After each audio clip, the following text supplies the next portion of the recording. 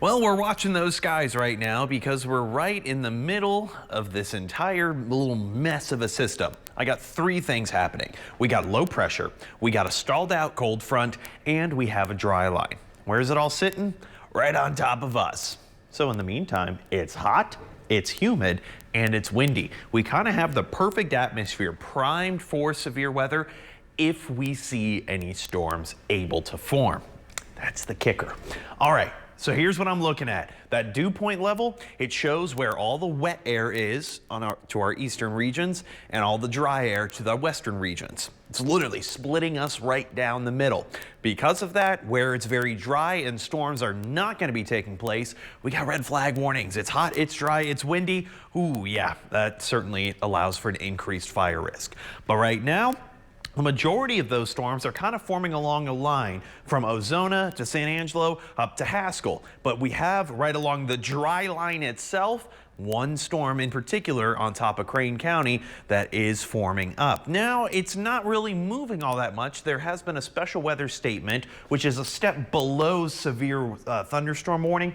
Basically, this special weather statement says 50-mile-an-hour winds and about penny-sized hail. So certainly not enough to cause significant damage, but enough that you're going to notice, ooh, this is a strong little storm. We're watching it because if it continues to move, it could stay south of Odessa and Midland, or it could not.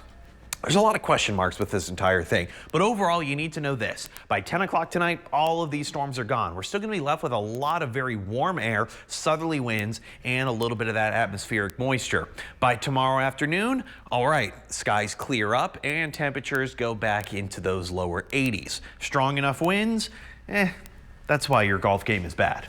So just blame the wind.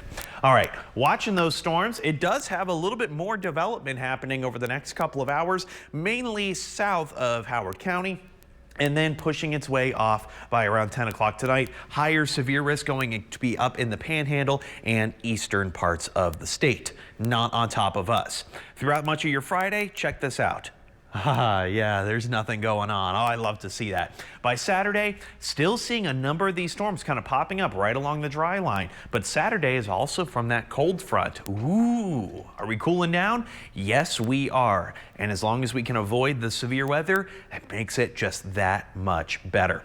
Here's that severe risk for tomorrow. Yeah, most of it's going to be San Angelo and Abilene. There is a chance it could stretch into us. We'll have to see how a lot of this plays out. And then by Saturday, yeah, that main severe risk going to be out more toward Austin, San Antonio, Waco. So I don't recommend a weekend trip toward the I-35 corridor. Plus, you lose an hour this weekend. What? Yeah, I know. We got to spring ahead because that's just what we have to do, Sydney. Not looking forward to it, Jordan, but still